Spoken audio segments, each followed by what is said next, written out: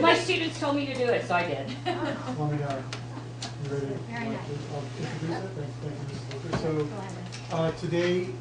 tonight we have a great treat for you. Is that we have three of our expert teachers here who work every day with the Common Core curriculum. Mrs. Allison Drini teaches at Hughes, 5th grade, and she is working with the Journeys Reading Program and the Envision Math Program. And then in 6th grade, Mrs. Kohlbrenner is working with the state modules in grade 6. And Ms. Niebuhr in grade 7 at Perry works with the state modules, and they all have a perspective. So I've asked them, you guys have asked to see a little bit about what it's like in the classroom. So they're here to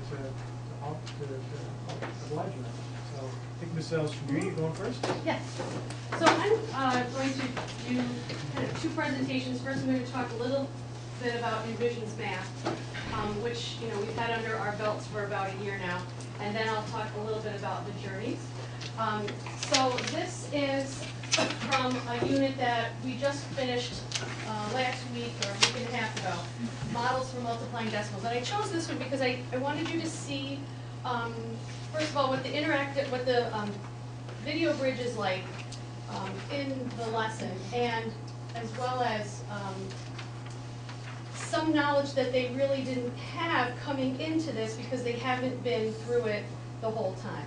So I'm going to pretend, okay, I'll say point when if this were my smartboard, I would click, but I won't do that. Okay, done. So then they just talk a little bit about some words that you need to know for this particular lesson. Go ahead. How can you multiply whole numbers and decimals? Barry displayed 4 paintings side by side in one row. Each painting has the same width. What is the total width of the 4 paintings? Let's find out. Yeah, I don't know if I say can that. say that one. So the visuals are great. They really enjoy the videos. It gets their attention. And it kind of focuses them right in on the skill that we're going to be doing that day. Want me to keep Yes. Multiply to find the total width of the 4 paintings. So we would stop and What talk is the problem about, asking you to find? and every time there's a question, we stop and answer the questions. Keep going? Yep. You are asked to find the total width of the paintings. What information are you given to solve this problem? So then we talk You about are what you given the already width know of each painting and the number of paintings. and what you need to find out. Go ahead. Find 0.36 times 4. Multiplying 0.36 times 4 is like adding 0.36 4 times on a decimal model. So in 5th grade, they are expected to know the decimal model, but what we're finding right now is that they didn't really have this decimal model yet, like plopped into it from 4th and 5th grade. So this was much more focused upon in the primary grades. So they really conceptually had a hard time looking at that and figuring out what that meant. So we were talking about, I said, this is 1/10 here, and I have the tenths bar, so I show that. And then these little squares, these are hundredths. So if you have 3 tenths and 6 hundredths, you have 36 hundredths, and there's 4 times. And they kind of have their eyes bugging out. But when I explain it, they're like, oh, but I need to explain it to them because they can't really just look at that yet and say, oh yeah, I totally see what that is. Coming up, I know that they will absolutely know what this is, and they won't even have to think twice about it. But that's just kind of one of the gaps that we're finding. Are they finding it confusing because I remember doing this exact model, but for tens and ones, for Wholes and yeah, and fractional parts. yeah. Are they finding like because I mean like 36, you're saying, right? yeah, like it would be 36. 36. Like because Jackson Right, Ford, I remember right. in second Right, before yeah. Crown Ford he was doing that, but that would have been tens and those would have been ones. Right. And see, I don't really know what, because I haven't done this at all with them, so I don't know how they differentiate wholes and decimals, Yeah. At that time, but I can tell you that this kind of blew their mind a little bit. So, okay, you can go continue. The product is the total number of hundredths cells. And we talked about, Multiply. Add the number of decimal places to place the decimals. okay, then we went back to the original algorithm and what it means, how many times the decimal place moved, and they were much more comfortable with that than the visual model. But, you know, if they were asked to do a visual model, like on a test or something, I think they would be very confused as to really what to do until they're more familiar with it. Good. The total width is 1.44 meters. You can keep them. You can also multiply using a calculator. So I just wanted to kind of show that as an example of, like I said, one of the gaps that we're seeing, although it's a great program and the video is great, and then after this we would go, can you go to, can you minimize that part of the screen and then go to view your lesson? Do I Like click the here to go upper right, back? the upper right corner?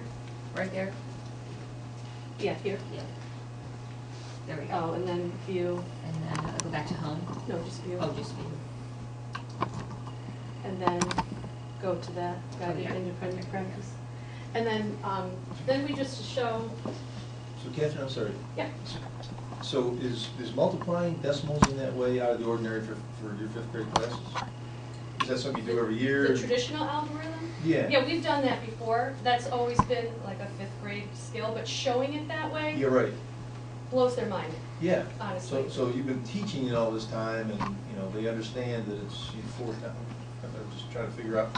So what's the purpose of the visual in this? Well, I think when because they will have had knowledge from the 10 frames from early on, and then, I don't know, maybe you could help me, Vince. It just Okay, gives I'll- us a deeper understanding. So Yeah, I was gonna Right. say, It does. for the you see deeper what understanding. numbers Right. mean.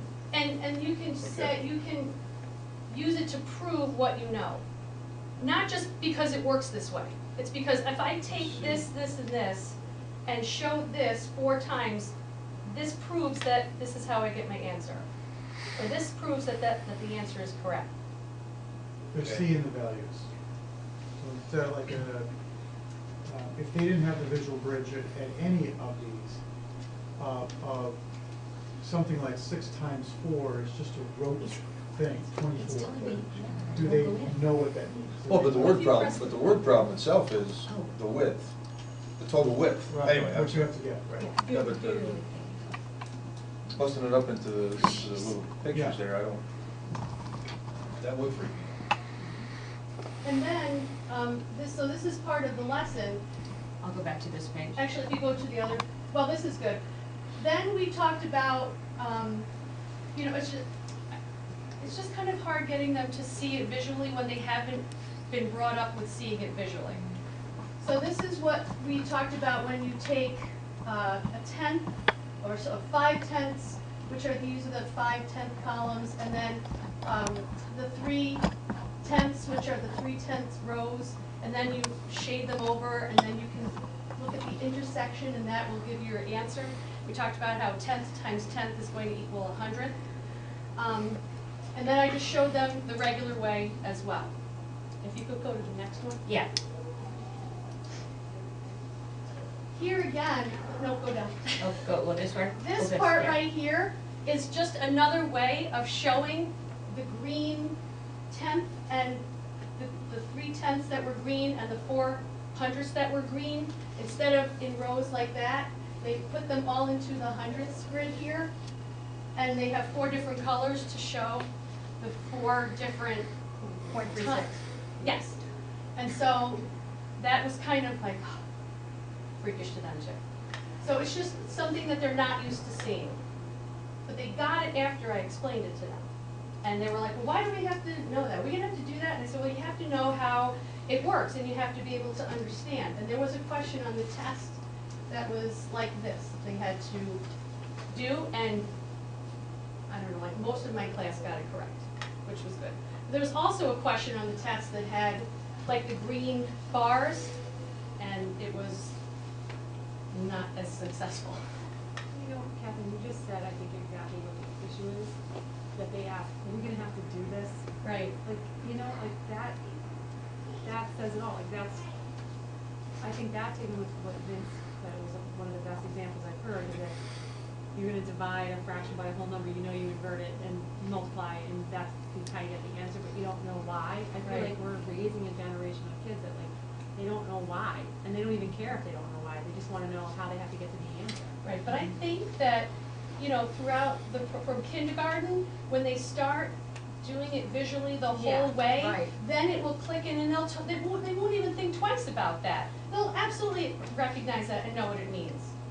You know, so, I Wish they mean, never had it's to coming ask and the I question. can't wait. Do What's we that? have, I just wish they never had to ask the question, do we have to know how to do it this way? Like, could they just, you know, it would just be nice. Yeah. And not have to have to- Well, I say, you know, I tell them that some kids are real visual learners and sometimes seeing it makes it click.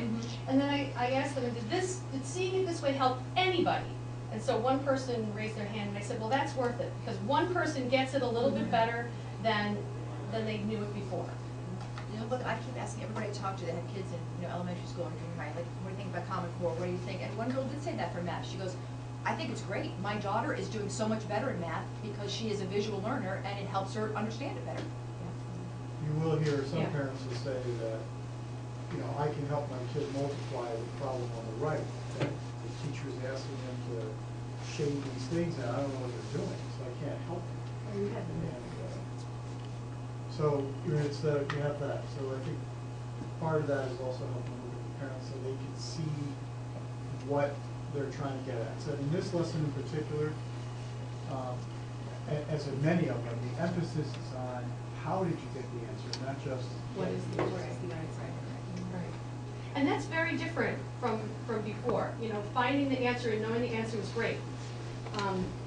And a lot of times they're asked to show work or show something, and they lose points if they don't have it, especially in the state test. If they just, you know, were to do that in their head, or if it said to draw some kind of visual, and if they didn't, they wouldn't get full credit. Because they have to prove their thinking somehow. Remember, the whole premise behind this is to try to get students a greater degree of understanding, knowing what numbers mean, rather than just have, you know, how to manipulate a calculator. So they spend a lot of time with that visual, and then eventually the traditional algorithm will come much easier, and they'll know what it is, what they're doing. Or why it works even. Why it works. Like right now, we're doing division of decimals, and their number sense is not quite there with some of them. So they're trying to estimate quotients and where would the decimal point go if there were no decimal point in this number. And you know, for some of them, it's like pulling teeth because they just don't have that number sense. Where from everything I'm hearing, that you know, the Envisions and the Common Core math will eventually have them have a greater number sense because they start so early and they're very hands-on with manipulatives, and it will make sense. And their biggest challenge is with students in these intermediate grades that have not had that experience. And that Right. continues in the junior high. Dr. Libertino still here? And he's been working with his teachers, and they're seeing it even more so. And we saw it in algebra, and we see it in grade 8 that they're, you know, it's a big transition for them. And then we would do some, you know, practice and independent work with that. I also handed out a recent homework, which was 6-7, which was a couple lessons after this one. They're This is grade 5? Word problems, yes. And for this particular paper, I had gotten several parent notes that were saying, how is my child supposed to know the difference between a wage and a tip? And a lot of times people are a little frustrated because they're so wordy. I wanted you to see the wordiness of them, and I think for number 2 or 3, one of them asked for a prime number, which they're supposed to know already, you know, coming into this. So, And these came from the state? no, They came that's from Envision. our Envisions math program, which aligns to the Common Core standards. I mean, they're just rigorous. It really does take the rote memorization of learning right out the door. Right, which You is what really you have to want. I do. mean, you want kids to be able to think and It's know, clever. you know, but it's still tough. Yeah, it's tough because they, like you said, they To do do that. that from the beginning. It's very clever though, I gotta say. Yeah. But I tell them all the time, like, be careful because they're trying to trick you. Yeah. That's a tiring math test. Yeah, Yeah. that's just a homework, that's a homework paper. It's hard. You also, you know, it's like with any word problem, we've been doing word problems for a long time, but Yep. these are more rigorous, and you can well imagine that if the student struggles to read, this becomes Even more more work difficult. on.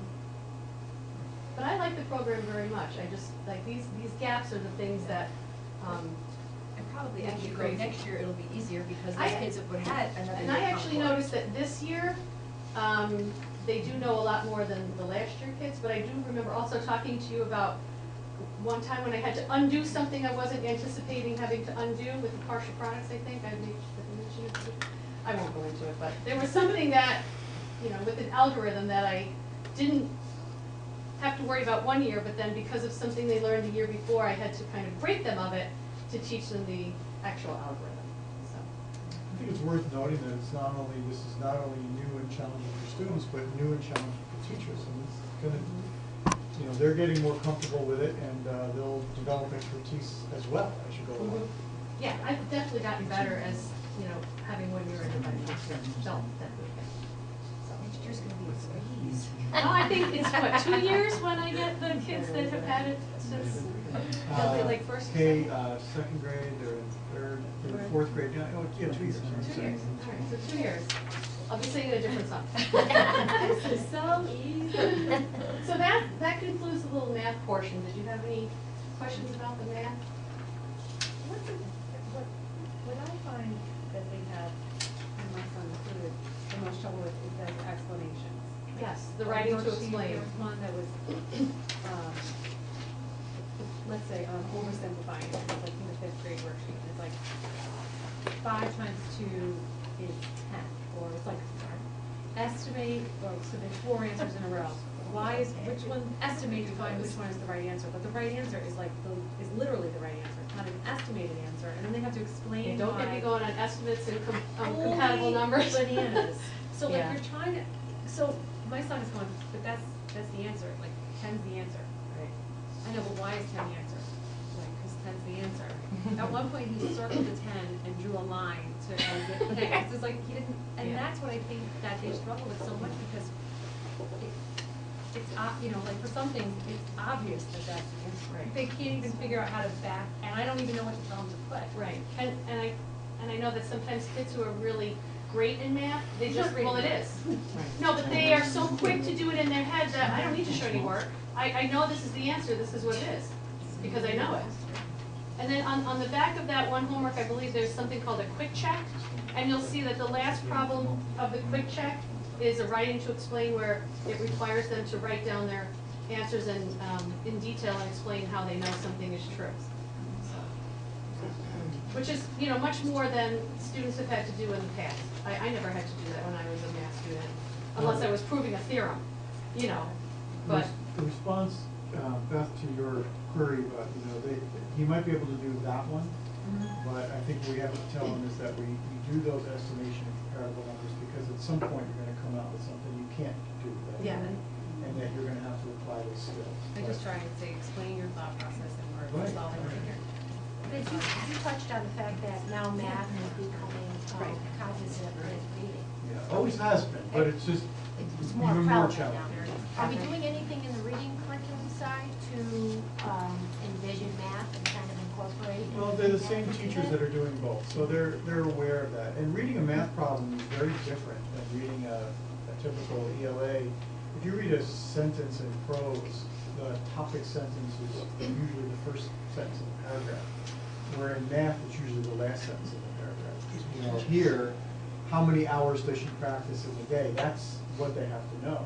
That's different than reading a poem or reading a short story. So we've known for a long time that literacy is different depending on the discipline that you're doing.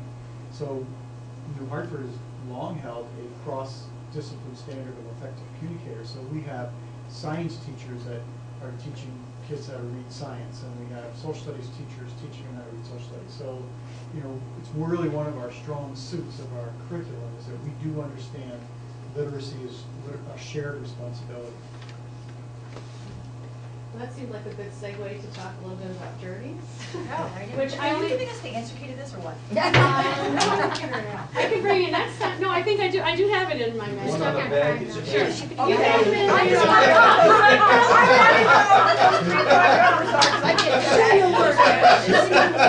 Can you diagram it for us up on the board? We will see the diagram.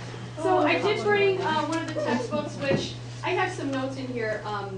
because I know that Vince is going to be meeting with the reps, and I had kind of a concern with something. So you can just kind of ignore these Post-its if you'd like. I'll start with you, just so you can kind of see. So we're doing the Journeys program for the first time this year, which again correlates with the Common Core. And the stories I find are really engaging, but they're complex texts. So, you know, kids are sometimes struggling through a story, even though we'll read it aloud and then they'll read it again, and they can use their books for every single text. But you'll see that you've been handed out 2 different tests. The one that has the turtle on it is an example of our most recent unit test, and that whole entire packet is to be done in one sitting. And I wrote that on the top, just so you can kind of see the rigor and the stamina that they have to have and how they have to persevere. And these are cold reads, so And it's cold not like reads, they've so, read right, they've about never, turtles before, ever. right? How long would they Right. have to do? Yeah, how long? Well, I haven't started timing them yet, so I say as long as it takes for you to finish, which for most kids is anywhere between an hour and 90 minutes. And so it can go that long for some kids, especially my kids who go to AIS or who are struggling, because they're just get tired.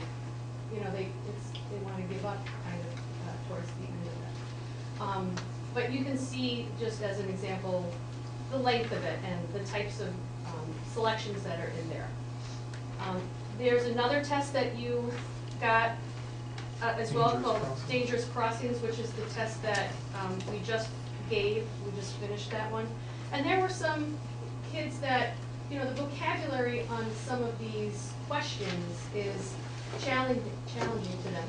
I think I underlined maybe some words like malfunction was a choice in one of the answers. And just the phrasing, we had one test, not one that you have there, but one of the correct answers was like, why do cougars have 3 sets of teeth? It's because they're biologically complex, which my kids were like, what does it mean if it's biologically complex? It's just, the vocabulary was kind of demanding for them, and they didn't fully understand.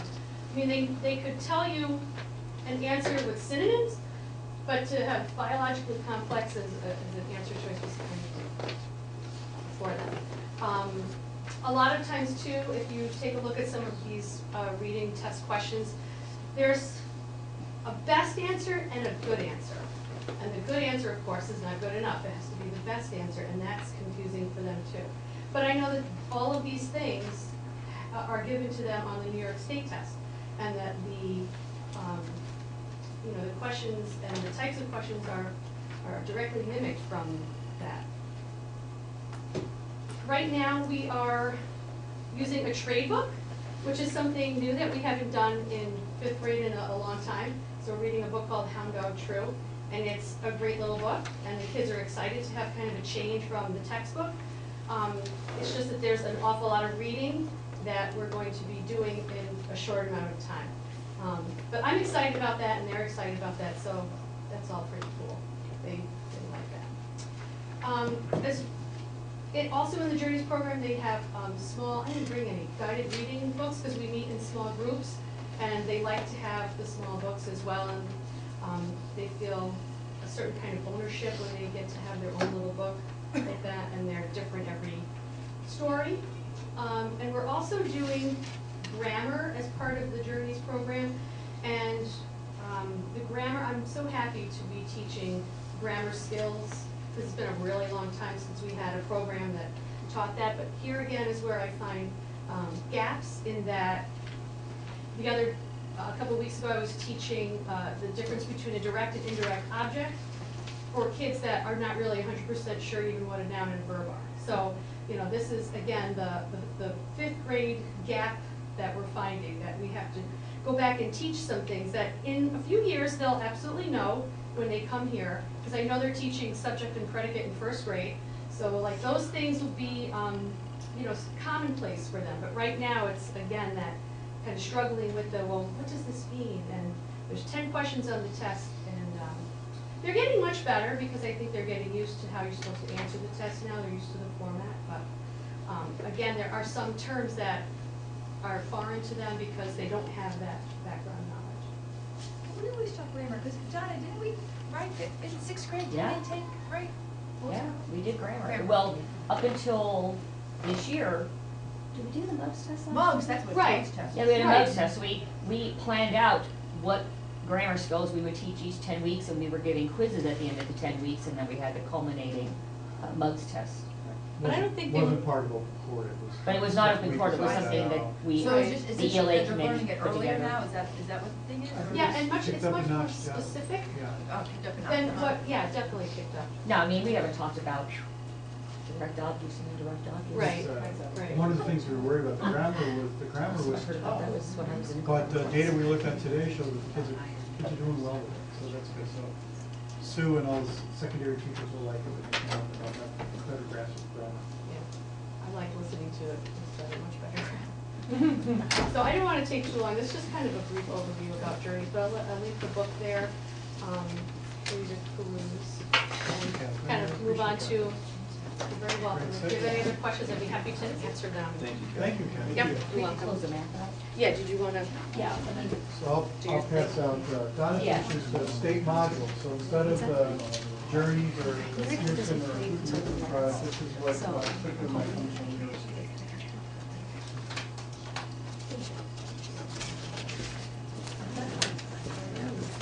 Trying to figure out the problem. If I do it now.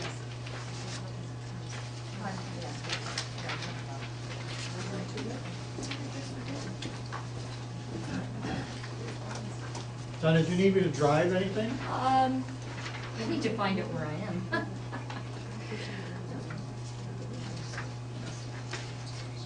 Okay, Sue, what do we do? Oh, no? I was logged in, I guess it logged me out. No, it's probably on another tab. Oh, right there? That's mine. No, that's yours. Oh, close. I know, there we go. Is that it? No, that's you. Wait, where is it this one? No. I think I have to log So in who again. had the math done? Did anybody have the math done? Was that who did that? I think we did that one. I It did says mine. you're Yeah, but I just have to log in. Yeah. Prime numbers, Would you say? no? Yeah. It kicked me off with Hey. the invite. But it might even be interesting for you to see, like, just how detailed their answers are. This is the, oh, it's great. Yeah, because you have to answer a given question and then solve it and then show other work that will be spent. On this one, it's 2 questions. Okay. Yeah, that was a typo, we fixed it. But Do you know where you have it? no. I want to drive? Yeah. Well, when I get to it, I'm gonna do this at the end, I'll tell you about this at the end, but presentation files is what we use. When you click on that little tiny arrow there, it opens it completely, and then you can scroll through all the screens we use. And then the notes are what I can originally show the notes, that's what the teacher prints out and uses instead of the modeling. I got 150 for number 1. 150 bucks. Yeah, that's right, yeah. Well, what's your hidden I question? got- Did you find a hidden question? No, it's part of it's part of it. Point something. Yeah, 150. Would you like that math? And then number 2 is 14. The word. For the prime numbers, I don't know, I want 369. 3 cans of paint. No, because there's additional tiles that you gotta paint, so you need more. There's 1000. Just start talking, it's like. Settle down, guys. We'll come back to this, okay, I'll make sure you know how to. No, we won't. So in 6th grade, we're using the state modules, and we are teaching them the way they're written. We're doing them exactly the way state put them together. The priority in the state modules is close reading. And close reading, we have a lot of new terminology also. We get the gist, we make annotations, we cite evidence, we make inferences. We talk about paying attention to vocabulary, using context clues, using prefixes to figure out vocabulary words, scanning text for structure, how is it set up. So those are the things that we've covered so far for close reading, and we keep adding to the chart in the room. So I don't know what's coming up next because I have never done not Buddy. I've just done the lightning thief. It does build on itself, and that is what I ran off for you guys, the packet. Yeah, this is at the end of Unit 1 of the lightning thief. There's 3 units in each module. So there's module 1, there's unit 1, unit 2, unit 3. That covers the whole book. Every module has 3 parts to it.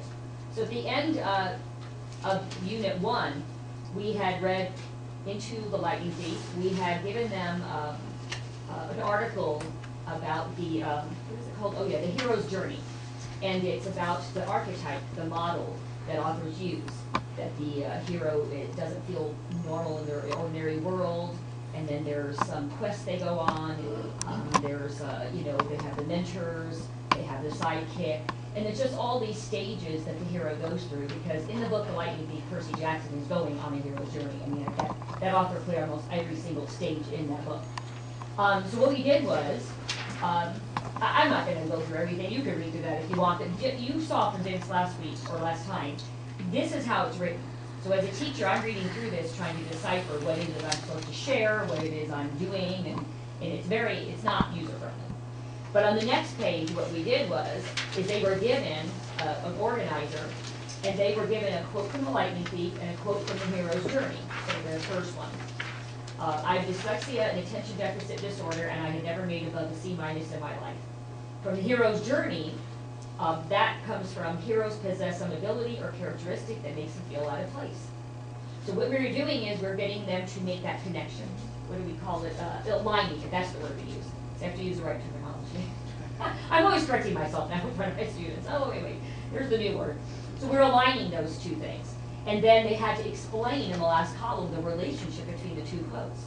So the first one was done, and they worked in triads, groups of 3, and they filled that in. We also did a thing called carousel of quotes, where they had 2 quotes on a big sheet of paper, and the triads traveled from sheet to sheet and have to write down how they related to each other, how did they go together. Then from there, we went to the next organizer, where now they're given 1 quote. The quote's from The Lightning Thief.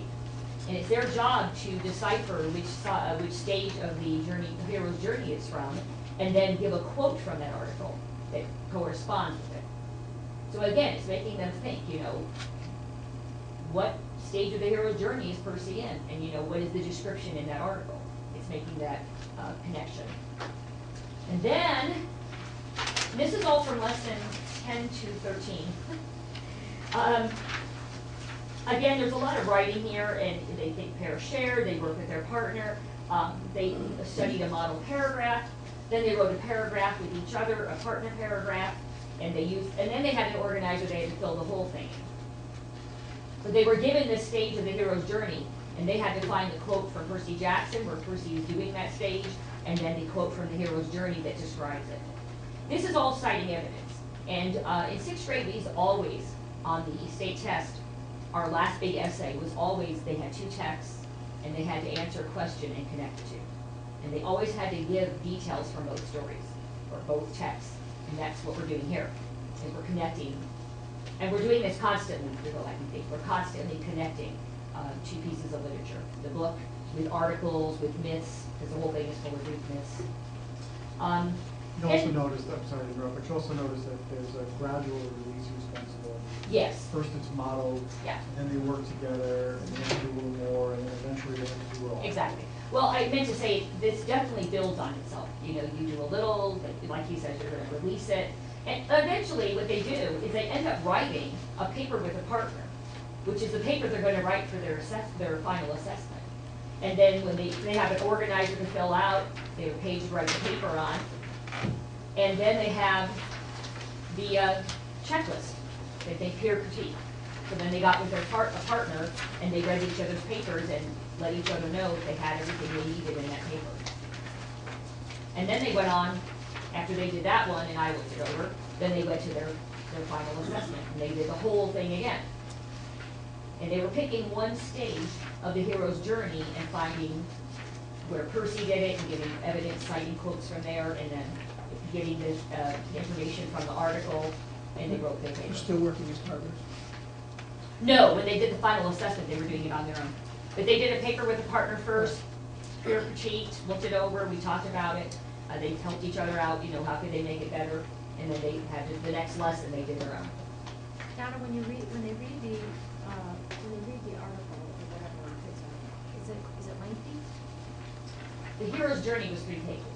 And do you talk about that in its concept? Yeah, we did lessons where we read through it and we talked about each category. Yeah, no, there was a lot more building up to this, yeah. I didn't want to run it all off. It was too much. So it definitely builds on itself.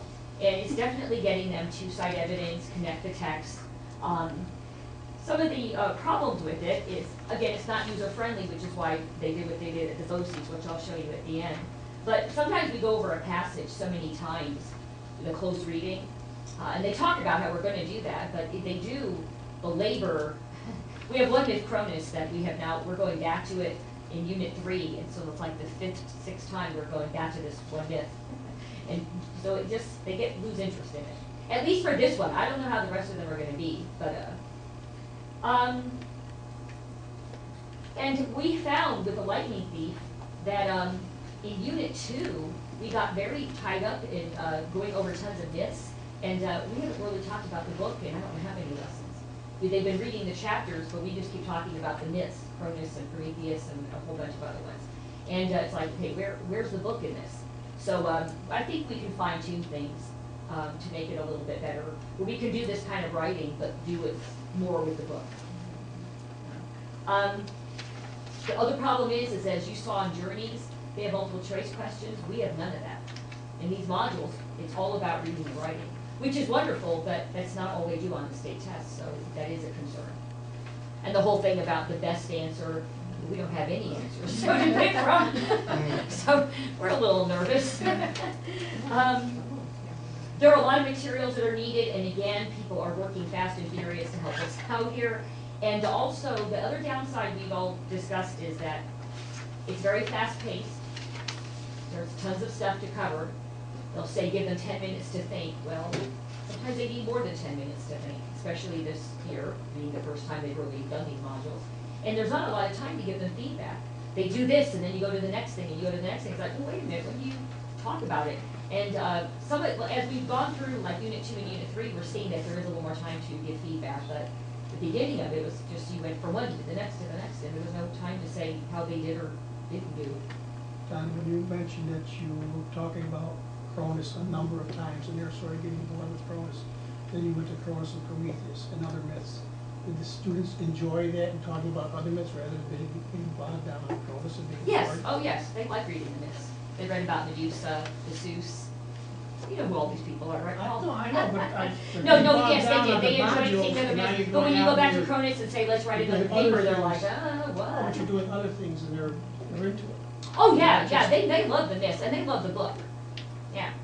But we did a mini analytical essay on, they wrote one on Prometheus, on Cronus, and they gave it as a model, and now they wrote one on themselves on Prometheus. So they had that as a model. But then Unit 3, they're going back to Cronus and talking about it and writing about it. But now they're going to also write their own little story of the hero's journey. So, there's good, it's not all bad. No, they're enjoying this. And I proofread their little paragraph where they talked about different key points, and they're coming up with some great stuff. This is 3 days worth of lessons? Yeah. And on page 4. Oh, actually 4, because it's 10, 11, 12, 13. But yeah, 4 days. 4 days. And on page 4. And this isn't all of it. I only Understand. ran off certain pages of it. So page 4, they've got 10 minutes to do that. Yeah. Well, it's a I can't read it guide. in 10 minutes. No. No, and Commissioner King said that that's a guide, so if you Yeah. need longer, you take longer, and that's what they're finding out, that it's not a script. And we have taken longer, which is why we're not going to get to 4 modules this year.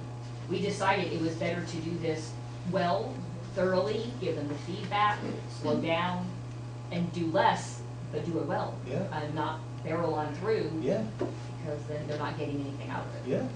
Don, would you have the ability in the future, instead of always going back to Cronus, to substitute something Yes. else? So Yes, and in that Unit 2, when we wrote the mini analytical essay on Prometheus, why didn't we write it on Percy Jackson? Right, We could have done it with the book. It's the skill, Right. the text. I said to Heather, like, have we talked about the book in a while? Have you feel like we talked about the book? We keep saying read the next chapter, and we're not talking about it. And that's too bad, because it's a great book. I love those books. So when you Hartfordize it, that might be something. Yes, well, and that's why we need to teach it. I agree with this, because we do need to teach it the first time, as is So we know what the heck we're doing with it, and then we can say, okay, we'll do the same kind of paper, but use cursive, use the lettering bee. Because the writing is great, I mean, I'm all for that, and I think we do need to read the myths because they need the background. Why did Rick Riordan talk about this in his book? And it's too bad, we talked about timing being off. They do study ancient Greece, but not until February, March, something like that, and this is our first unit. Again, that's something you could, Can you tweak you the could tweak that, couldn't you? Okay. Well, you know, this summer, You have to ask him. in our CAP, after we go through it all, we'll bring people in and kind of analyze all that and decide what we can do and can't do. Well, That's the a last good thing- summer project. Yeah, that's a project. The last thing to show you is at the boat season, Rose Morrow and Heather Cornish are working on this, but other teachers from other districts are. And what they're trying to do is make it more user-friendly. And we have smart boards, and what we can do now is I can go to Brain Honey, and this is Unit 2, Lesson 15. And if you click on that tiny triangle right there in the middle, I can expand this to the whole screen. And what this is it has a learning targets. We have learning targets for every lesson. And I can then scroll down on my smart board, and there is what we do. There's the opening. And it doesn't have all the other, like that was buried inside all that other writing in the actual module. So they went through, and they got these nice slides the kids can see with what the kids need to see. They also have a whole other file that they broke it down for the teachers. They group things together so that we print that out, and that's our teacher guide instead of this. And that way it's more manageable, and you can see, the teaching notes, so that is part A, and they just make, and then off, to the right side is what we are talking, what we looked at and read and what we know we need to do. And then on the left side is what the kids are seeing on the screen. Oh, and they also, all the worksheets that come with it, all the graphic organizers, there's another file with those in there. So I can just go in and click on that file, open them up, print them out, and have them ready to go. These are being shared throughout. That's being shared with everybody, anybody that wants it. That's in Brain Honey at BOCES, and any teacher in any district, if they have a Brain Honey account, which they gave all of us one, can go in and use this. You find them useful. Oh my gosh, that's 100% better than. Yeah. Can you tell how many other teachers outside the district are accessing those? Actually, no, we don't, and Rose is wondering that, she's kind of wanting to know. But we do know teachers in Miles and Hughes are using them. But there has to be, if it's on the web, there has to No, be. you have to have Brain Honey access. Yeah. So so somebody has to have a login to get Mhm. into it. So Yes. you must know how many times any website has. Well, that would be the BOCES that would keep track of that, because this is their whole deal. Should ask those. Yeah. I wonder if But they other have places teachers are- from other districts doing this, so I'm sure those teachers have got to be at least using it. I mean, you Well, wouldn't all the just- Yeah. modules, that. You have to all have a these modules are projector or a available. smart board or something, or else you're printing out stacks of paper this high. Right, They're doing it anyway. right. Well, the presentation notes, that's for the teacher. We do run off all the handouts, but the slides we showed at the beginning, that was for the kids to see up on a smartphone, so, or a projector. Yeah, right. if you had a projector, you could do it. I wonder what other, downstate, the wealthy districts down there, they must be doing similar things. We're logging on to Rosemont. Well, that's what I'm saying, they like, Yeah. or Pittsburgh. Well, people started, what I heard was people started producing this kind of stuff and selling it, On Pinterest, shoot on and Pinterest. making good money. Oh, that's all part of the deal. Maybe smart board is. Are you all done? It's not too late. I am done, Thank you, Don. and I'm gonna close this Thank you, up. Don. We have, Sue, you want me to help you pass something out? Yeah, I guess so. Makes me a little nervous just to close some stuff out knowing you're in there, but I think. This is all the stuff from the. Pass out books? Okay, This is I'm gonna all, use just that. if this is all, the- I'll go see if These they're all go singing. together, because this is all to do with this. I mean, they're different lessons, but the notes are all very, very trouble. That's I'll it. pass this out first. yes. That can go with it. I'll do that.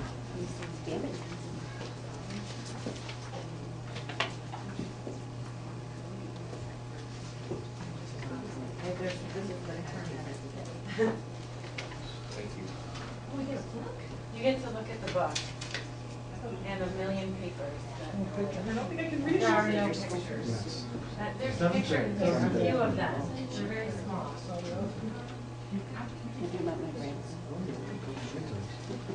She's terrific. Yeah, we're having a couple of things.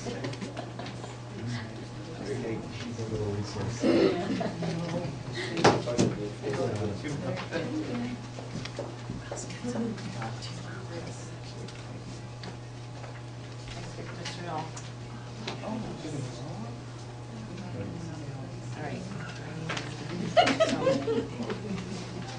These are all the ones that go with the module. You want to do this? Yeah, because I missed the part. Oh, I'm so sorry, my husband taped it. Good. What just happens, the progression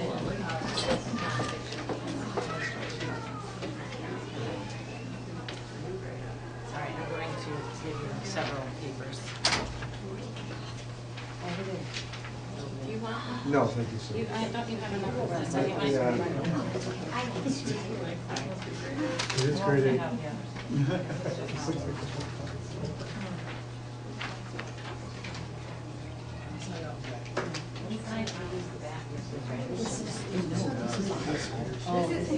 This one is eighth is yeah.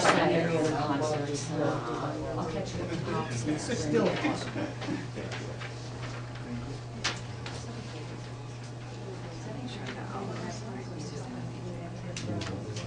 I need somebody to drive this. Would you want me to drive for you, sir? Sure. Oh, actually, I did bring my. Oh, you're gonna make me remember how to use it. Yeah. Sure. How do I go back? How do I go back to the beginning?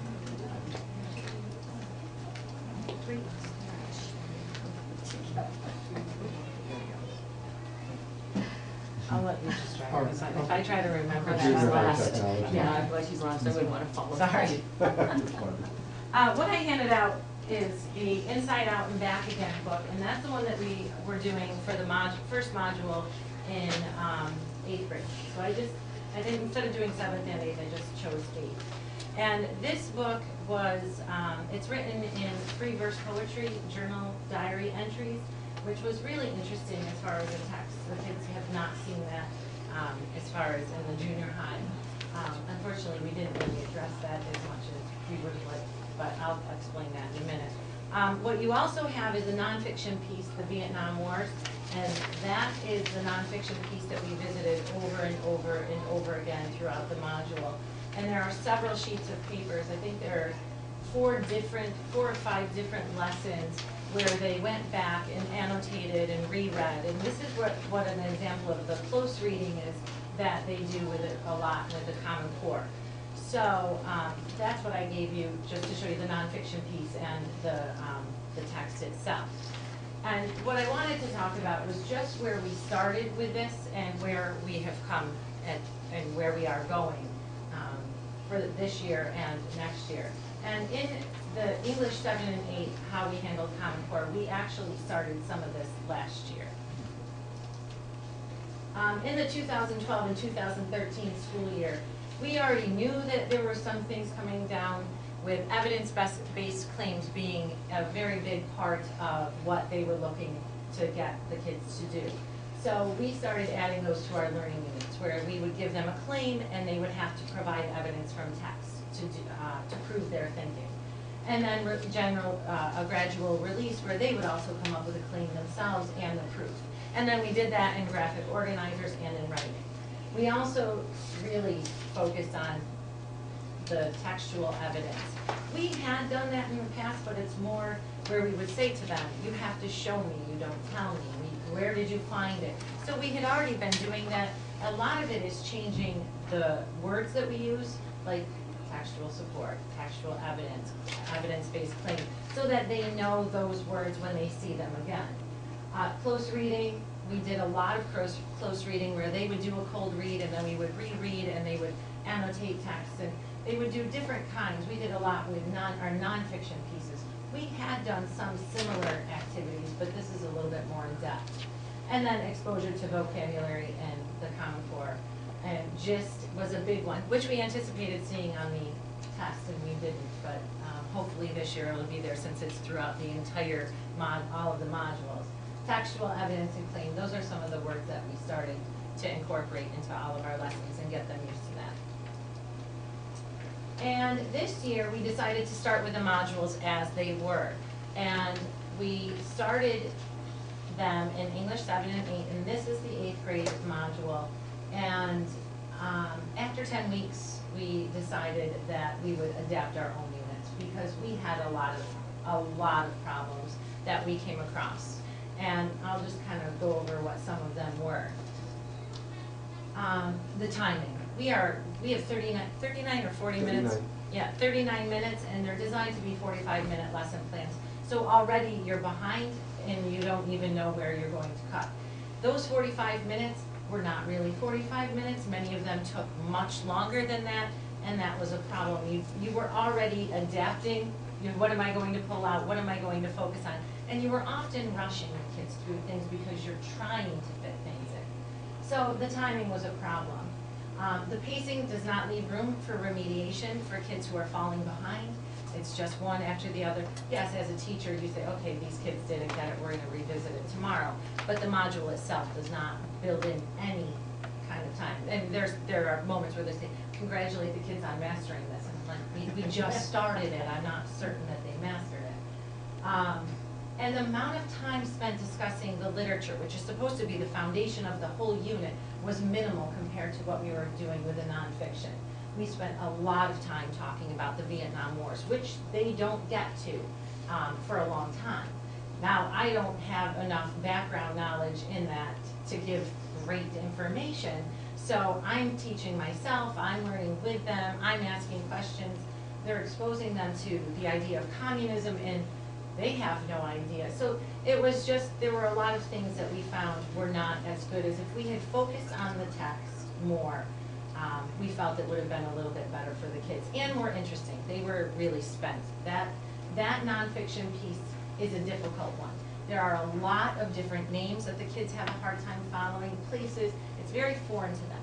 And the close reading does help, the annotations help, but they are bored out of their minds.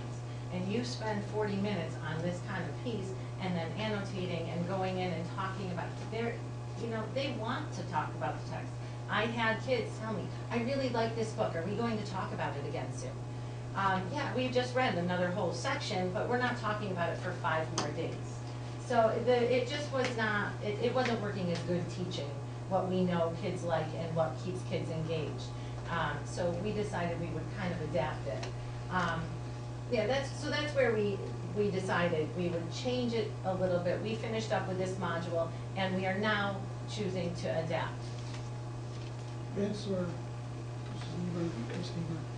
are these problems documented in any way, sent to the state for any type of, they look it over and say, these are the problems, we're gonna fix it, change it, whatever?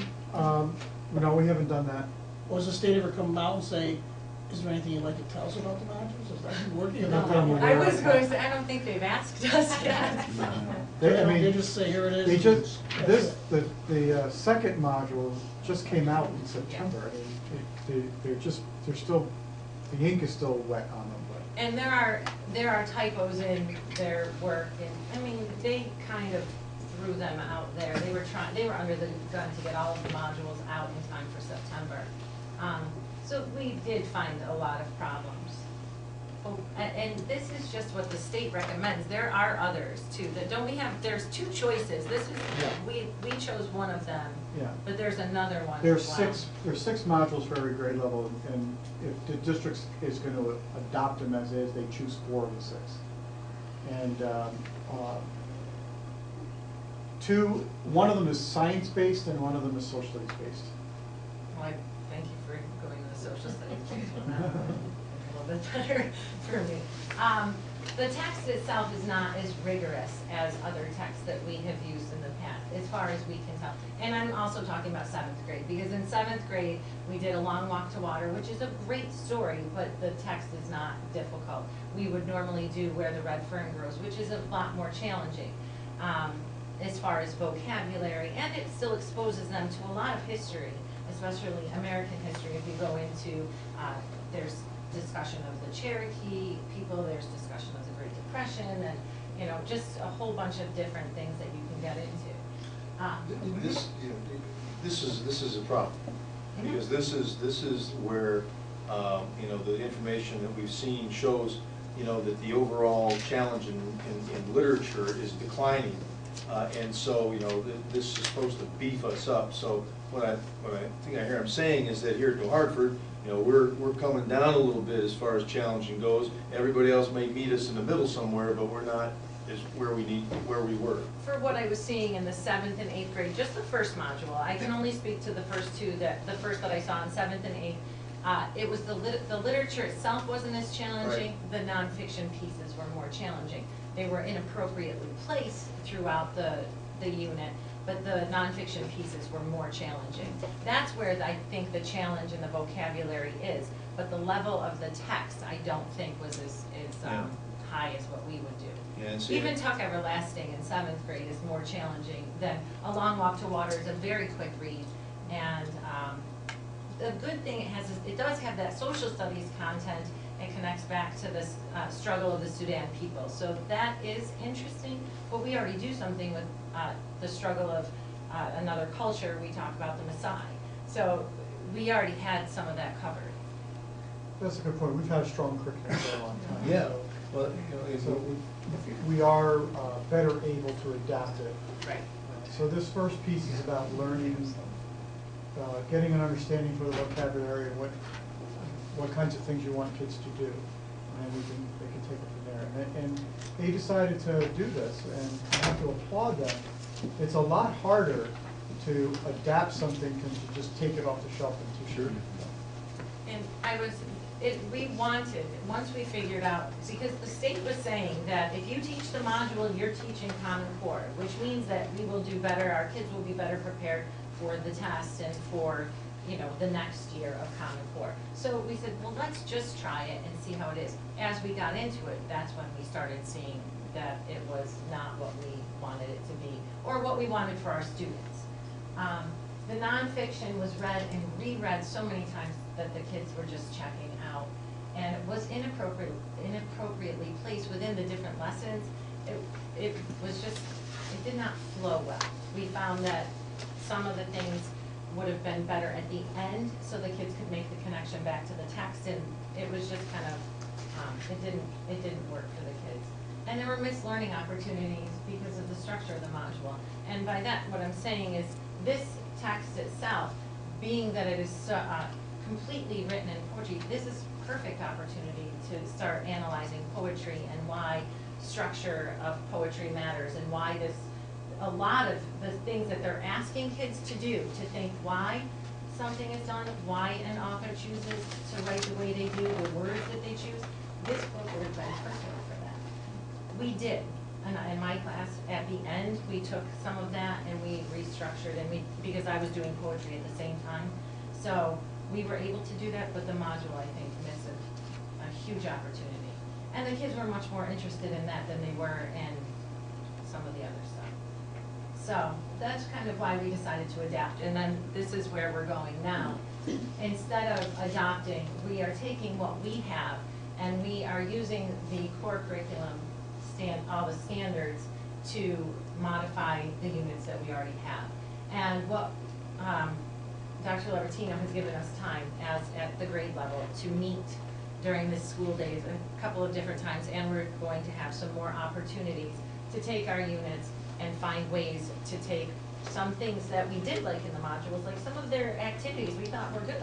We said, all right, we'll use those. We think it's a good way to structure and get kids to build the support that they need. So we're doing that, and we've added additional close readings and nonfiction texts, additional evidence-based claims, because that's the kind of writing that they have to do, and quick writes. We found that we did like that in the modules. The quick writes are an opportunity for the students to prove something from the text. And they have to go back in and get the quotes and the support. And we think that that's great, because on their short writing pieces, we anticipate that those will also appear on our state exam. And we think that that's a great thing. The kids are becoming better writers doing that, so that's something that we did take away and incorporate. So do we think that, or has the state given us any indication that these module type writings will be an So do we know if the Vietnam Wars, any type of cats? No, They haven't. likely will not. What they will do is the kids will have a cold read of a nonfiction text and have to cite the evidence that they're doing in the modules, but it will be with an unfamiliar text. Unfamiliar, okay, so they're not going back through the No. modules. I think that was one of our thoughts, though, that You're they worried about may, that. that because they were so focused on this, if you follow these, the kids will be prepared, and we thought, are we being remiss in not building the same background that other kids would have? But I think that, I'm hoping, well, I guess we'll see, I don't know what the other ones are. I forgot what the other texts are that are social studies based, what other things are coming across? 7th grade, or 8th Yeah. grade. I don't remember what the next There's, ones are. I think To Kill a Mockingbird's pretty good. Yeah, And, but we do that in something about Frederick Douglass. Oh, yes, yes, there's some pretty nice. And I'm just going to pass out one last thing, I think, right. Thank you. This is just an example of what we did, and this is in where the Redfern grows, so this is 7th grade. But just how we started to take some things from the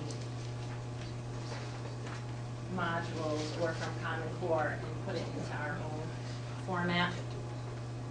And it's just, on the first one, it's just chapter 1, let's start working on inference, and then they have a passage and they have to draw conclusions and things like that, which is what they had to do in some of their other activities in the modules. And then they did a lot of gathering evidence in the modules, so we used that as well.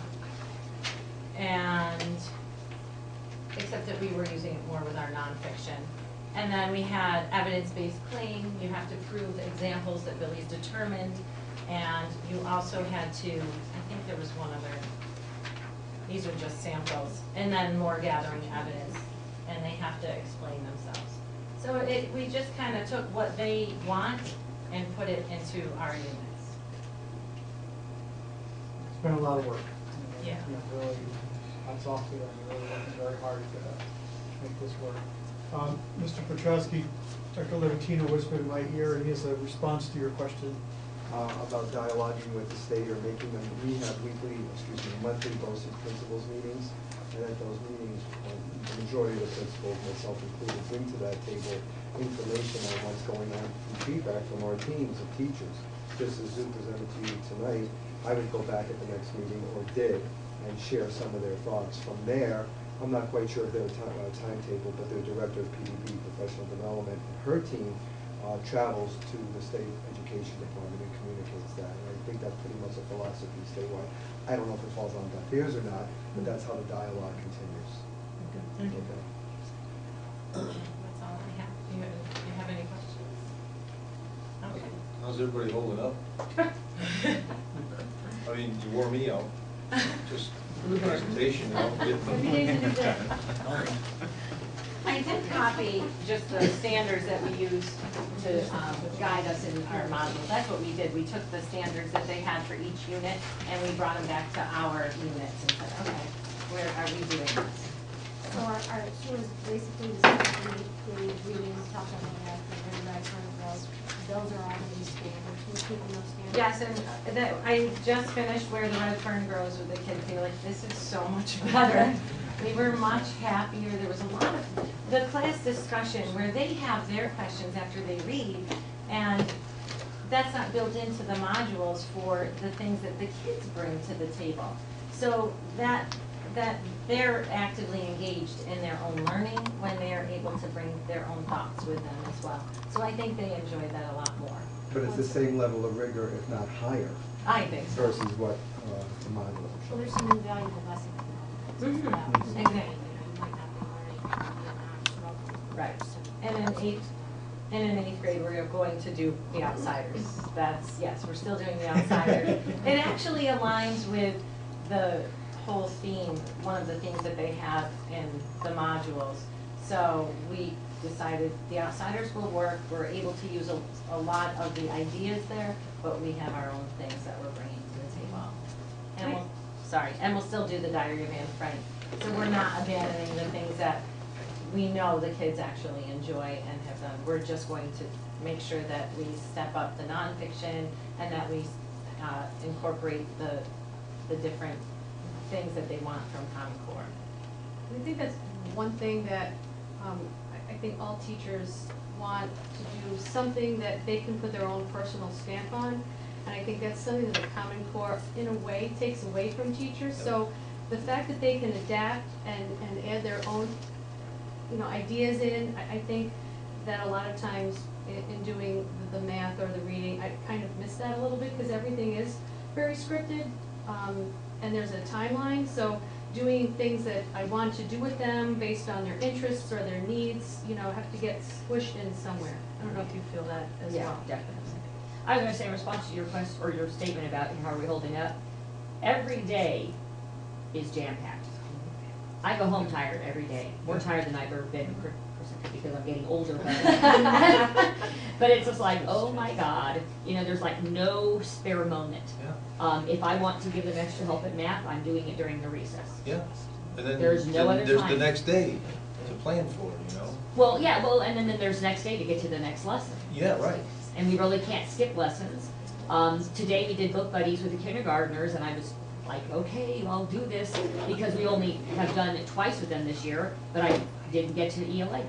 What? Or a very little ELA, and it's like, okay, we did a little gingerbread house. And the only other thing we did at the beginning of the year was something with Halloween. But we used to do that, like every once a month, we would go do something with the kindergartners. We can't do that. What do you guys need? Do you need anything from us? What are you getting what you need to get through this stuff? I mean, what do We've you been need? giving, I know that we have been given the time, which is what we need, the time to meet as teachers, because we're very good at working together and using each other's ideas and coming up with things together. So the time to work with our peers is huge. That's what we definitely need. But yesterday after school, actually, the fifth grade teachers in my building, we sat and talked for about an hour about how are we going to implement the new trade book that we're doing, what shall we do, because there's so much to fit in X amount of time, and we all want to do the same thing because we all want to be there to support each other and know what each other is doing so we can help them along the way. So, time is important. And the other downside of that is that to be out of my classroom right now is completely insane. Yeah. It's hard. Yeah. I'm doing math and ELA. Okay, great. Now, getting a sub to do what I need them to do, especially ELA. ELA is with these modules, it is very hard to be a sub. It's terrible when you can't look forward to a half a day. Yeah. You know what I mean? No, you don't want to. Yeah.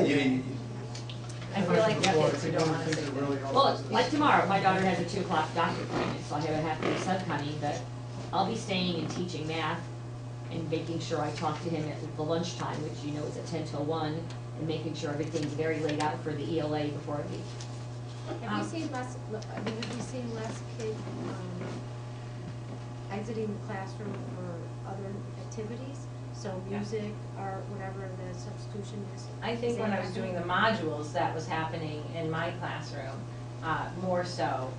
But I think in math, that's a greater concern for those kids who are struggling. I know I've heard that from other teachers in my building, that their kids are afraid to miss a day. Yeah. Because it's back to back to, you miss a day, you're behind. It's not easy to catch up. They have to. With the kids that go to AIS reading, you have to fit it in sometime in the day. Or even a lesson, they'll go out for a lesson. Yeah. Yeah. I know. And they come So back kids and- are going, and they are told in 6th grade, if you leave the room for a lesson, it's your responsibility to come back and say to me, I didn't get the homework, or I didn't get this sheet, or I missed this lesson, and then I will provide it for you. I have a group of kids that miss my math class, but just once every 6 days to go to AIS reading. So the way they schedule AIS is they try to make sure that the child's not missing the same thing every time they leave. But today they couldn't go because we took a test. And I called Mrs. Brennan and said, they gotta take this test. So it's hard, and then she's Sure. frustrated, she's not mad at me, but she's frustrated because she's not helping them with ELA. But if they miss that math test, when am I gonna make that up? The the students miss instruction for AIS in the elementary grades. In the junior high, it's actually a scheduled class, Yeah. so it's an additional class. Right. And one thing I will say though is that I have noticed, I have a large number of learning disabled students. There's just a decent population and AIS. And I have found them struggling a lot more with this, and I am very fortunate that I have a same period that they do their resource, so I can pull them to work with them. But they're frustrated, their frustration level's a little bit higher, and I think that they tend to check out a little bit more because number one, this is their area of disability to begin with, and then you're adding this rigor on top of it. It is very difficult for them to feel successful, and that's why I said it's fortunate when I can work one-on-one with them, but that's not something that can happen every day and with all the other teachers either. I just happen to have a good schedule with them. Yeah. And which helps because they get that extra support that they need. And I don't know, I just feel bad because I think that they are really having a difficult time. Yeah, I live it every day. Can you come either Vince or Keith? I was talking to I'm hearing about the math in that junior high, the modules in the math. They're sort of getting them, like, I'm not gonna say the day before, but really, right? Like right before they have to teach them? I mean, is it? Well, first off, the math people are adopting, not adapting. Adopting, So okay. we're fully, as we've talked in the past, so they're fully using it. And just this afternoon after school, I met with two math teachers, Derek Richards and Michelle Hogan, who were doing professional development work after school.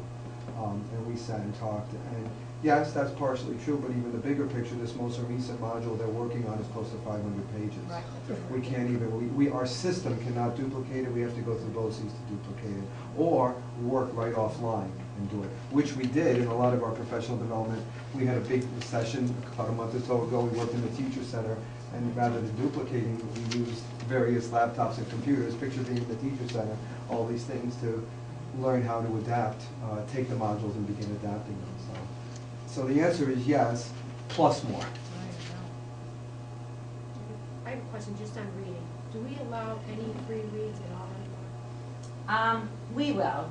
That actually, the kids will have choice, but that's something that they do put it into the modules that here's a recommended reading list, but their recommended reading list supports the learning unit instead of just having them read for the simple joy of reading.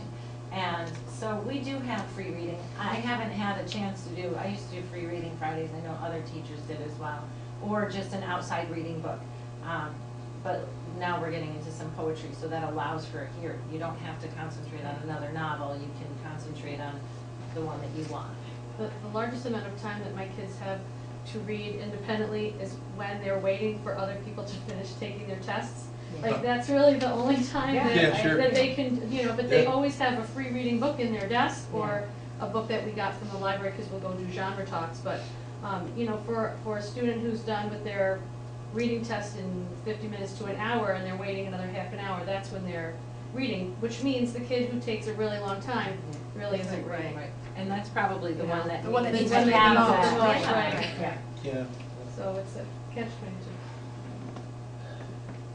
Thank you all very Oh, much. for Thank you everything so much that for you your do. time. Really. Right. Great job. I was just saying, I'm reading my books. Yeah. I don't want to think.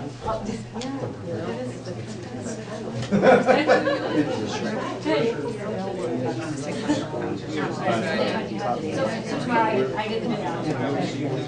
Right? I'm a teacher. You guys want- No, I was, He said they're arranging for her to have the day off tomorrow because of the work, and I was thinking if you could talk to So that. I always joke with people, like, sometimes they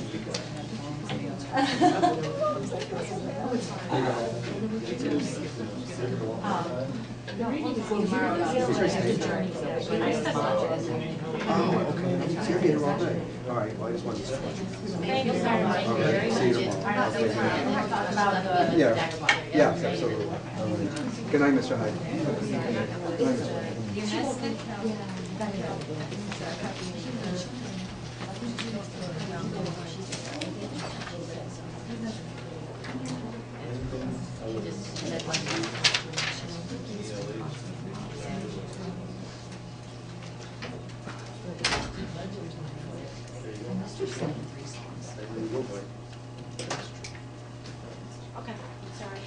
Correspondence, item number 4, correspondence and communications, Mr. Knight. Yes, thank you. Just relative to the presentation we just saw, you'll have in your Friday communication some correspondence about the Senate Education Chair recently held statewide hearings, and I'll have this report in your Friday letter, but it does urge SED to produce missing modules immediately, amongst other things and other proposals, legislative proposals, so you'll get your opportunity to read that report. I read it, it's got a lot to do with implementation and slowing things down and all that stuff. Well, along those lines, though, I know there was a question asked a few weeks ago about, are they gonna allow for multiple testing dates so that we can accommodate our schedule and our semestering? Because that is the focus of our curriculum. And That's one of our concerns. We Right, communicated that we that. communicated that? Yes. I have correspondence from some parents commenting about the regional concert that was held in Rochester on December 8th, so I'll just read that.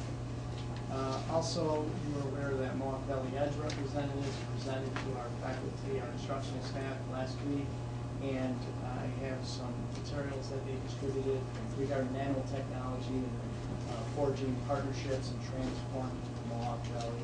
And we're in the middle of looking at our course offerings for this upcoming budget cycle. We are looking at how we can align with those initiatives going on, assuming IT. And lastly, in the Utica Observer Dispatch on Sunday, December 1st, in case you missed it, there was a picture of one of our instructional members who was recently injured. And I'll pass that around. You can see her smiling there in the paper, so it was nice to see that picture of her. And I did run into her at a local store, so she was very pleased with the support she received from everybody in the district. And was very pleased with everything everybody's doing for her. And that concludes my report. Thank you. Thank you. Okay, item number 5, board committee reports. Staffing and curriculum, 1219. 12-9. 12. Yeah. So, it was a long meeting, as you can see, 3-page report. We first received the World Language Report from Sheila Grimmer, and I'm not gonna read all this, you've got all this stuff in the packet, but basically, she talked about, she was very grateful for the new language lab at the junior high, and she invited all of us to go take a tour. We hope people will be doing that. She talked about the way we, updated the Spanish offerings at the junior high, there's a 1A and a 1B, and that seems to be helping students with their introduction to the language. AP Spanish is getting an update because it's going to be a new College Board test. And they talked about partnering with NBCC for dual credit for Spanish 4. Carrie Storm presented a report about the library, and one of the main things was that all 5 schools are now members of the BOCES media service, and this service provides access to videos, databases, video material, a number of things, so they were very happy about that. The library media specialists are very involved in helping the teachers implement Common Core, research papers, things like that, and they're involved in piloting this new, the Old Delta, the new, yet to be named, literacy enrichment program. So they're going to be involved in helping pilot that. We received a report on the new teacher induction program, which was really terrific. It's a 12-year program. There are 16 new first-year teachers. Obviously, new teacher induction. We're trying to help the teachers ease into being teachers, promote their effectiveness, promote our culture, provide support, et cetera, et cetera. So each of the 16 first-year teachers are assigned a mentor for the year. They had an orientation, a 3-day orientation in August, and then there's 2 new teacher induction days focusing our new Hartford framework for teaching. I actually stopped by one of them last week, and they were having a good time, and they were using, what is it called? They were using Academic games. They were doing playing for games. engagement. Yes. So that was fun watching that. But I actually learned something, because it's funny. One of the things I learned was that if you ever have kids that did around the world in math, where they had the flashcards and you went around the world, and if you win, you go to the next person. And I always thought that was like a great game, but Tina was saying that it's really not so great because the kid that is doing the best, he's the one, or she or she's the one that's actually going around the room, and the other kids aren't really involved. They're out. They're out. So the kids that, almost like with the reading, the kids that need the most help are the ones that just sort of sitting watching the best kid in math like going around. So I thought that was interesting. So they talked about different ways that, you know, the teachers can use, you know, games and things like that. And it was very impressive. We received the Miles Local Assessment Plan Report from Ashraf. Miles did not achieve AYP due to performance of the subgroup of students with disabilities, which I think we've all known about. So we talked about what their plan is. They had a team of teachers, Cindy and Ashraf get together, and they talked about some plans, which included more collaboration between the classroom teachers and special education teachers, more professional development using assessment reports, et cetera, et cetera. So they're going to be implementing the recommendations for the 2013-14 and 14-15 school years. And then Vince talked about the Envision Math Curriculum Night, which I think we also talked about before. The program took place at November 22nd. About 50 parents attended. Kim and I were both there. We thought it was a great way for parents to understand Common Core, you know, even a little bit more basic than what we learned tonight, just talking about, you know, how it's visual and how they sort of, what the difference is between explaining the old way and the Common Core way. And I thought he did a great job. And then afterwards, all the teachers, all the parents went out and they did different classrooms, different grade level teachers explained specifically what was going on in their grade. So the written feedback from the parents was very positive. And then we continue to consider the proposed NYSUT resolution calling for SED to reduce standardized testing. The committee director, Mr. Condren, proposed an amended resolution to more accurately reflect what is occurring in Hartford. And we'll be talking about that at our January meeting. There was a lot going on, but it was good. It was good. Question? Yes. Did you change your meeting date? I got the email late today. Yes, I think I just met with her this morning, or before this meeting, so we're gonna meet on the 13th. 13th at 4, correct? At 4. Sorry, BGT.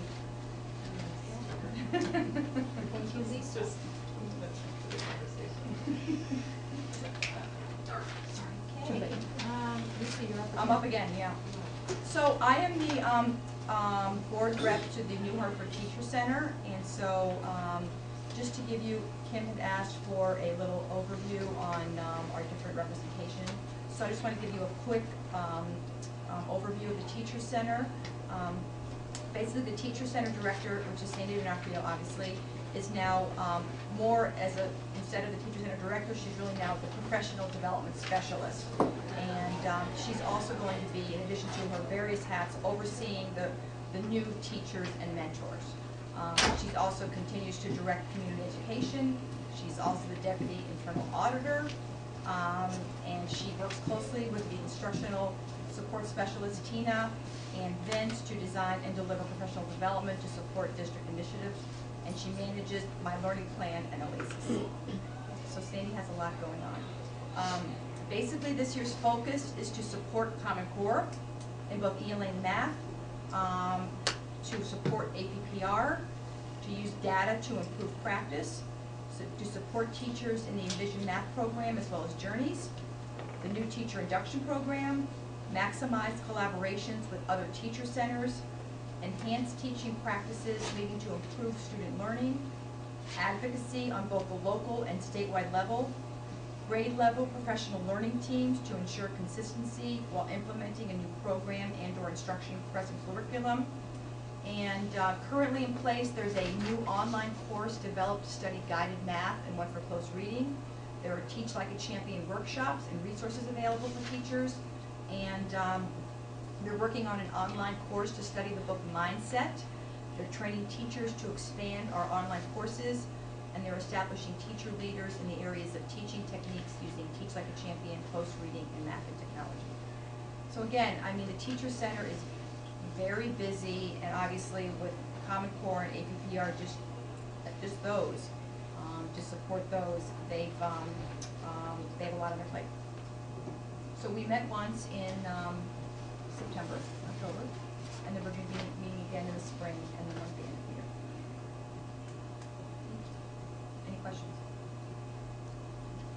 the teacher center has always been a gem of our district, I know that, especially now with Common Core. Just want to know if Sandy being stretched in all these different ways, does she feel that the top priority is addressing the Common Core needs of the teachers? Yes.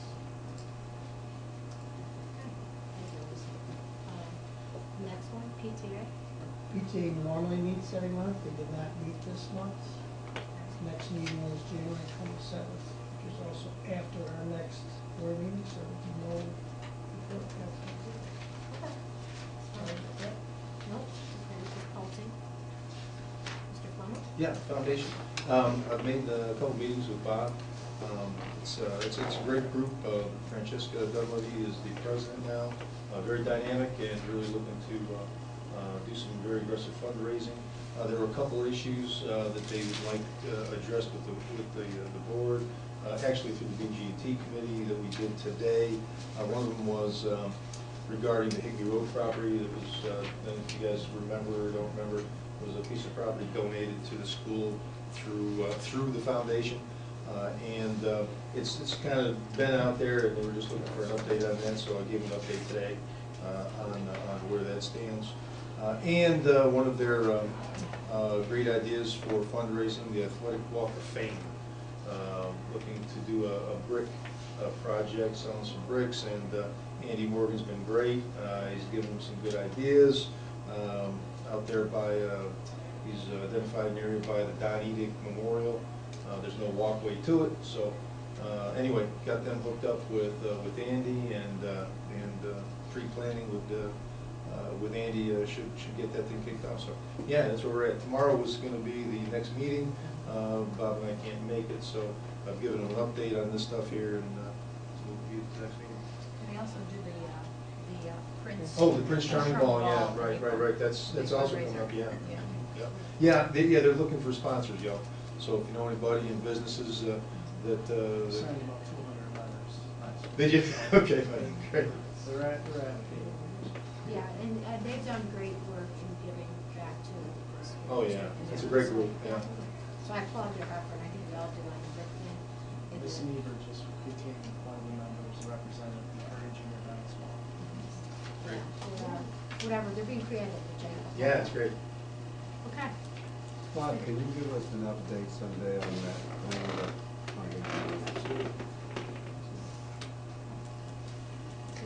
Health insurance, Porter. That's right. Things are going well in the health insurance world for New Hartford this year. We're self-insured, so we are trending below national averages this year, which essentially means everybody's been healthier than normal in the population. The scary thing is when you look at the numbers and you get these different charts, it takes very few people to skew the numbers up or down. We do have stopgap insurance, where if a claim is more than $100,000, then insurance kicks in. But it's interesting to see you have a population of 1,500 belly buttons or something like that. It doesn't take a lot of belly buttons to skew it one way or the other. But this year we are trending below national averages. The prescription drugs, that's another thing that's fascinating. When you start peeling back the onion, prescription drugs, a huge percentage of the overall dollars spent on health insurance. And so the 3-tiered drug card has been a big help in keeping costs down. Generic drug utilization is another huge driver. We are, I think, 1 or 2 percentage points below our peer groups, but we're right at it. But to give you an idea, each percentage increase in generic drug utilization translates into $100,000 savings. So it's real money when the members actually use generic. So we're exploring some ways to possibly try to encourage more generic utilization. The other thing is this year there are a number of drugs, common drugs, that are coming off patent protection, so there will be generic alternatives. So those are the big highlights. Affordable Care Act isn't really going to affect us because our plan is a rich plan. But we do have to watch whether or not part-time employees will trip over into the mandatory, if you work more than 30 hours a week, you have to be offered health insurance. So we just have to be more calculating part-time, substitute teachers that are training how often. So do we have to make sure that none of our substitute teachers work more than 20 hours a week? Systems in place that we have to manage administratively. Use substitute teachers if you work on 2 days. 30 hours a week. Hours a week. Yeah. And so it's tricky because they, Continuous days. What if there's like a long-term sub? That's the day-to-day activity. It's long-term sub. It's the day itself that we're tracking. What do you consider a day? How many hours? Up to 40 hours. Well, how many hours in one day? Well, it'd be 6 hours. 6 hours a day. Full-time hours. So 30 hours a week is the threshold. Continuous. We have a sub problem as it is. We can't give people, it's a tough time, we have a hard time getting subs right now as it is. I'm not saying we have a lot of 6 people who teach 5 days in a row. I'm saying it's tough for us to get There are subs. certain days where we can't access folks, but our utilization rate is around 95%, at 5%, and they can't get somebody in because of programs, professional development, that creates some gaps. I think the bottom line is, Unless we have an board agenda, additional, so. the Affordable Care does not affect our full-time employees, or anybody who is actively covered, but it does add additional administrative burdens to the administration.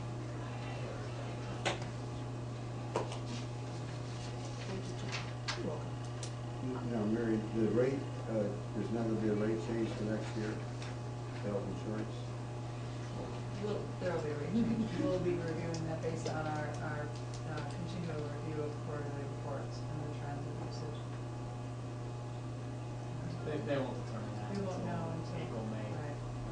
We'll have a review in January, and then again in March, and then again in April, and determine rates generally in April. And the national trend, I think, is an increase of 8 to 9, 8 to 10%, so we're tracking below that. But again, that's why I brought up the point, it doesn't take a lot to skew it, because, so stay tuned. Thank you. Thanks, Jim. Yep. Question?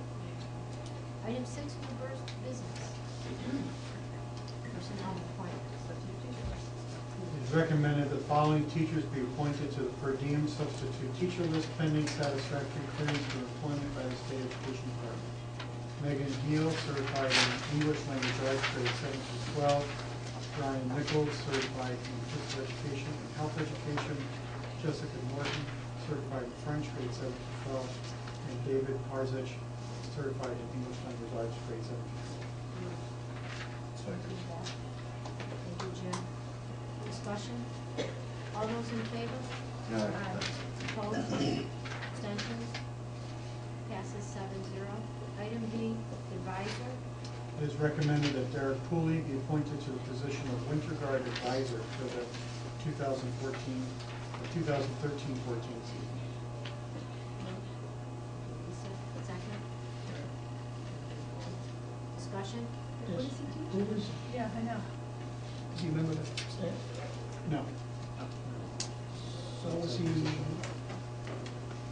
he like a non-coach, non-certified coach, that he comes in and does he have to go through all that certification and certification? It's not athletic. Well, I know it's not, but He was recommended by Marty Hollister. It's going to be a technician. Straight up flag. It's going to be a technician for Mr. Hollis. Is it a paid position? Yes. So he's going through the fingerprint check and all that stuff?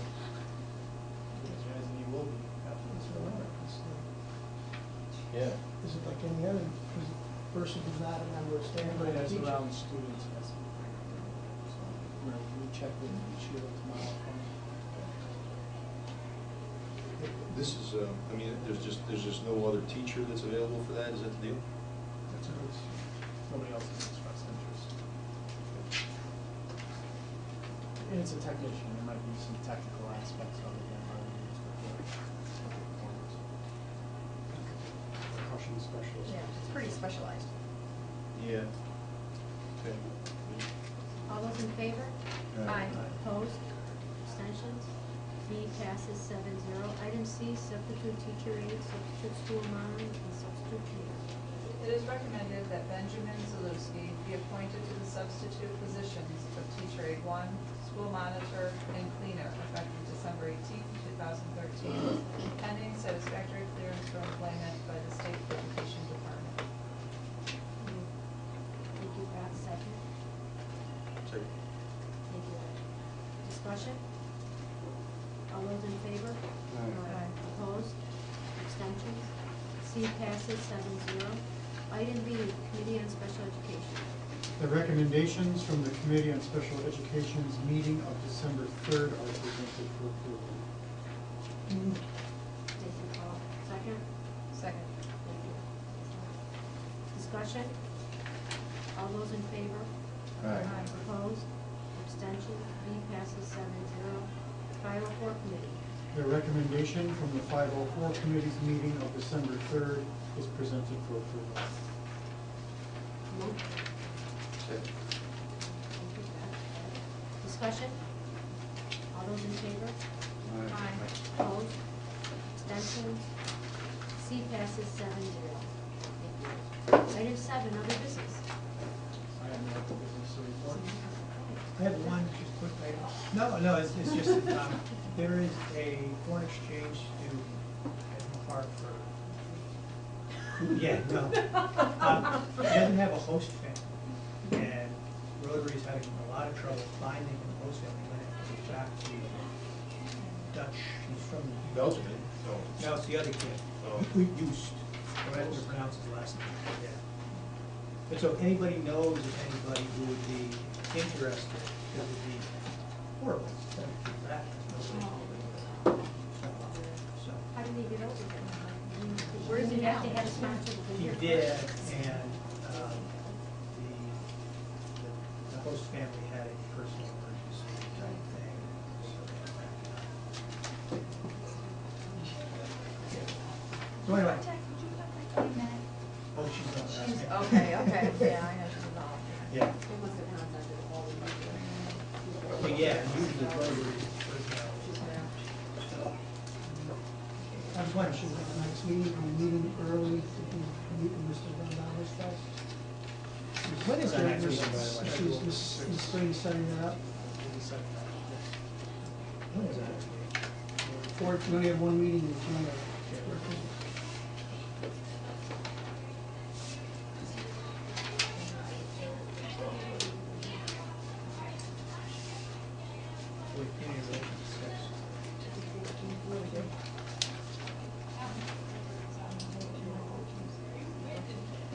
Yes, we have two relations at 6. Is Gary coming here or? We'll go to this.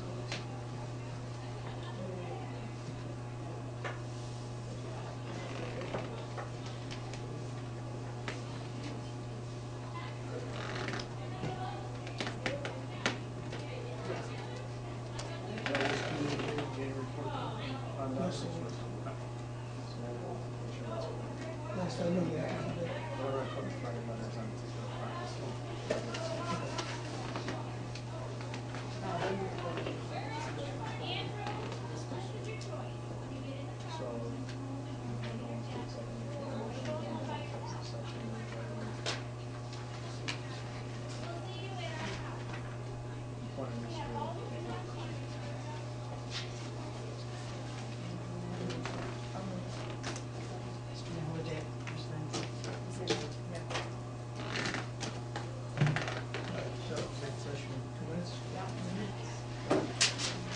Thank you guys for staying for the whole meeting.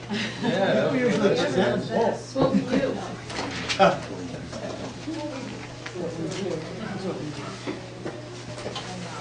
Just trying to say.